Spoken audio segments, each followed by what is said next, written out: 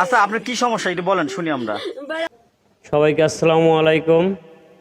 আমি এলাকায় 12-13 বছর। এখানে কি ভাড়া থাকেন? হ্যাঁ, এখানে ভাড়া থাকি, ওর আত্মীয় বাড়ি থাকি, ওর চাচার বাড়ি থাকি। আচ্ছা, আপনারা যারা অন্য জনের বউকে নিয়ে পালিয়ে যাচ্ছেন বা দেখা গেছে যে পালানোর চেষ্টা করতেছেন, তাদের উদ্দেশ্যে বলতেছি আপনারা এখান থেকে ফেরত আসেন।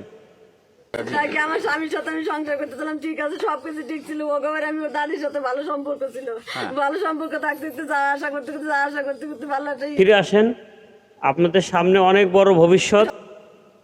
আল্লাহু তাআলা অনেক বড় ভবিষ্যৎ আপনাদের জন্য লিখে রাখছে। অন্যের বউকে না ভাগিয়ে নিজের চেষ্টা করে অন্য একটা মেয়েকে বিয়ে করুন। কারণ ভাই, আমি একজন প্রবাসীর স্ত্রীর সঙ্গে প্রেম করি। ভাই, আমি আপনার কমেন্টটা ডিলিট করে দেবো, সমস্যা নেই। আপনি ভাই যদি একজন প্রবাসীর স্ত্রীর সঙ্গে প্রেম করেন, তাহলে ভাই আপনিও ফেরত আসেন। বেশি ভালো সম্পর্ক,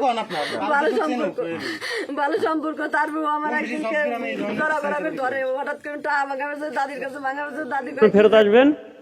কারণ হলো দেখা গেছে কি যে ওই প্রবাসী ভাই যদি মনের থেকে কান্না করে, সঙ্গে সঙ্গে আল্লাহর আরশ পর্যন্ত কেঁপে উঠবে। তারপরে আপনি যতই ওই স্ত্রীর সঙ্গে ভালো ব্যবহার আচার করেন, অনেক টাকা পয়সা দেন, কিন্তু কাজ হবে না।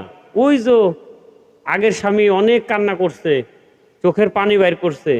আচ্ছা, আমি আমার ভাঙা হয়ে গেছে, আমার দৌড়ছে, তারপর ওরও ভালো লাগছে, আমারও ভালো লাগছে, এরকম 3 বছর চলছে। আল্লাহর কাছে পৌঁছাইছে। আপনার সংসার কোনোদিনও সুখের হবে না। কেন হবে না? ওই যে আগের স্বামীর অভিশাপ। মানে তার সাথে আপনার সম্পর্ক, তাই তো? 3 বছর চলতে থাকলে পরে ওই দাদি বসে তা আপনার তো স্বামী আছে, স্বামী থাকতে তার সাথে সম্পর্ক কিভাবে করলেন ও আপনি? আমার সাথে করলে দে, আমার ভুলে থাকবে না, আমার ভালো। অভিশাপ যদি আগের স্বামী নাও দেয়, অভিশাপ এমনিতেই হয়ে যাবে। তো সুতরাং আপনারা আরেকজনের বউর সঙ্গে যদি প্রেম করে থাকেন বা ভাগানোর চেষ্টা করতেছেন এখনো, তাহারা ফেরত আসেন। বেশি ফেলাইছি। ও, ভালো সে ফেলাইছেন। আচ্ছা, ছেলে মেয়ে কজন? এক ছেলে এক মেয়ে। বড় ছেলে না মেয়ে? ছেলে বড়। ফিরে আসেন, কারণ এই জগৎটা ভালো না। এই জগতে যারাই গেছে তারা কেউ সুখে হয় নাই। 12 বছর আমার বিয়ে হয়েছে, 13 বছর 12 বছরের ছেলে। ছেলে মেয়ের মুখের দিকে তাকালেন না? ছেলে মেয়ের মুখের দিকে তাকাইছিলাম, কিন্তু ও আমার কাছে স্বামী ডিভোর্স দেন। কারণ আপনি একজনের স্ত্রীকে ভাগায় নিয়ে আসতেছেন, ওই স্ত্রী আরো খারাপ হবে যে ও আমি না জানি কি চেহারা, আমি না জানি কি জিনিস, আমার মধ্যে না জানি কি রূপ জৈবন, ও কি করবে, আস্তে আস্তে আরো খারাপ হবে। বিয়ে করবো, তাছাড়া বিয়ে করবো না। স্বামী যখন চাইনি ফেলাইছে, তখন তোমার সংসারে অশান্তি, পুজো তোমার অশান্তি, চার কোন আপনার শালীর বছর শোনেন ধ্যান বেলা কি অশান্তি ছিল আমার সংসারে। আপনার সঙ্গে গ্যাঞ্জাম লাগবে, ও চিন্তা করবে আমি তোর চেয়েও ভালো স্বামী পাবো। কারণ ওই যে আপনি তো ওর চোখ উপরে উঠাই দিছেন যে আরেকজনের বউ ছিলাম, পটায় ফোটায় নিয়ে বিয়ে করছে, তাহলে আমি বুঝি হ্যাভি চেয়ার আমার। আমি এই জায়গায় একলা কথা পারবো না ভাই, আমি কোনো কমান্ডার আচ্ছা, না। এইভাবে আপনার সঙ্গে খারাপ ব্যবহার করবে। এই জন্য আপনারা ফেরত আসেন, মেয়েকে বিয়ে করেন। অবিবাহিত মেয়ে বিয়ে করেন, কিন্তু বিবাহিত মেয়ে বিয়ে করেন না। হ্যাঁ, বিবাহিত মেয়ে বিয়ে করতে পারবেন যদি তার স্বামী মারা যায়। এখন এখন আপনার কি, আপনি এখানে আসছেন কেন তাহলে? আইসি ওর মা কয় ভাত কাপড় আমার দিতেছি করতেছে, তাহলে ও আমার ভাত কাপড় দিবি না, কি করবো? ও দেখ আমার দুটো স্বল্প নেমে আজকে পথে হারাই। আল্লাহ নিয়ে যায়, তাহলে আপনি বিবাহিত মেয়েকে বিয়ে করতে পারেন, বিধবা মেয়েকে বিয়ে করতে পারেন, ওইটা সওয়াব আছে। কিন্তু আরেকজনের স্বামী থাকতে, বাচ্চা কাচ্চা থাকতে আপনি ওই বউকে যদি পটায় পটায় নিয়ে বিয়ে করেন, তাহলে আপনার সংসার কখনো সুখের হবে না। এবং যারাই পর্যন্ত বউ পটায় বিয়ে করছে, তারা আজ পর্যন্ত কেউ সুখী হয় নাই। কমেন্ট করে জানাবেন, আমি কথাগুলো। পথে বসছি আজকে আমি। আজকে আমি পথে বসছি। ওনার সাথে আপনার সম্পর্ক কতদিন? এইখানে আইসিস থেকে ওর দাদির সাথে আমার ভালো সম্পর্কে আনতে, তো ওই সুযোগটা কাজে লাগাইছে। ওকে আমার রাজনীতি চালতে বুঝলি না। ভুল বললাম না মিথ্যা বললাম? কমেন্ট করে জানান। আচ্ছা, আরেকটি কথা, সেটা হলো এই যে বিয়ে করার কথা কই। আচ্ছা আচ্ছা, আমি এই জায়গায় বিচার ডাকবো, আমার আর কোনো কথা। আমি একটা উদাহরণ দেই, খুব গুরুত্বপূর্ণ। আপনি দেখুন, আপনার পায়ে যে স্যান্ডেলটা, এটা পরতে পরতে আপনার একটা অভ্যাস হয়ে গেছে। যখন আপনি আরেকজনের স্যান্ডেল পায়ে দিবেন, পায়ে দেওয়ার পরে কিন্তু আপনার তখন বলবেন, অন্ধকারে পায়ে দিলে বলবেন না এটা আমার স্যান্ডেল না। এই জায়গায় বিচারটা পেয়ে আবার আচ্ছা, আপনি এখন থাকেন কোথায়? এই পাশে। ভাড়া থাকেন? আপনার স্বামী কোথায়? স্বামী ডিভোর্স। আর আপনার মাপেন না তো, ওইটা তো আরেকজনের পায়ের। নিজের স্যান্ডেল পরতে পরতে বোঝা যায় যে এটা আমার স্যান্ডেল, আরেকজনের স্যান্ডেল পায়ে দিলে বোঝা যায় যে না আমি আরেকজনের স্যান্ডেল পরছি। আপনি ডিভোর্স দিয়েছেন সুতরাং আমি যে উদাহরণটা দিলাম, যদি বেরিং হয়ে থাকেন আপনারা ওনাকে আপনি তাহলে কিভাবে অবশ্যই চিনতেছেন বুঝবেন তাহলে? উনি কি আমি আপনার কি বুঝাতে প্রতিবেশী? চাইছি। হ্যাঁ, তা আরেকজনের বউর সঙ্গে ইটিস পিটিস প্রেম প্রীতি না 3 করে বছর। হ্যাঁ। ভালোর এখন পথে এই 3 ফিরত আসুন, বছরের সম্পর্ক আপনি আপনার ত্যাগ স্বামীকে করুন। তালাক দিয়েছেন কতদিন? এই জগৎটা ভালো না, 1.5 এই জগতে যারাই পাওয়া দিছে এই 1.5 বছর ওদের আপনি কিভাবে ধ্বংস। ছিলেন? 1.5 বছর আমি ওর 1 বছর কেউ স্বামী কেড়ে নিছে, কেউ বউ কেড়ে নিছে, যে কয়জন এই ধরনের কাজ করছে এটা হচ্ছে আবেগ দিয়ে কাজ করছে।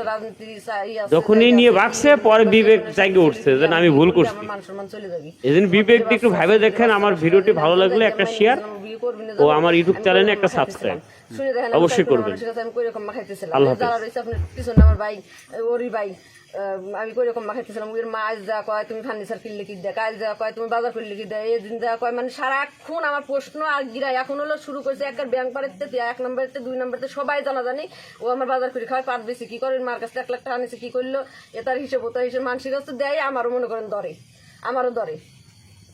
আপনি কি এখানে ভাড়া থাকেন?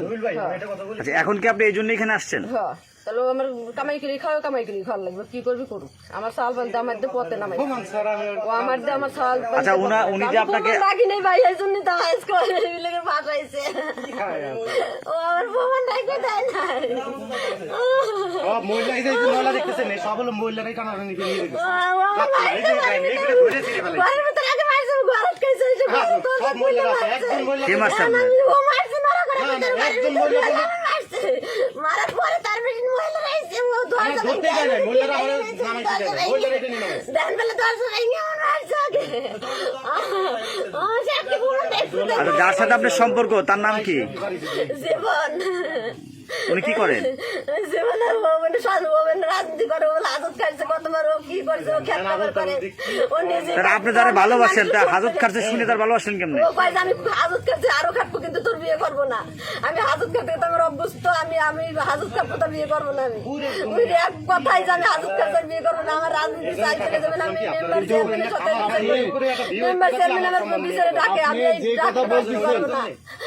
ওর মুখটা দিয়ে আবার কোনটা মেলা করে, তো আসলে ভালো কথা হচ্ছে। আপনি যে কথা বলতেছেন যে বিচার করবেন, তাহলে বিচার তো আপনি আপনার বাসায় বসে এখানে বিচার ডাকতে পারছেন, এই বাড়ি করাচ্ছেন কেন? উয়ে দে ভয় পাই, কেউ বিচার করবেন না। উয়ে দে সবাই ভয় পায়।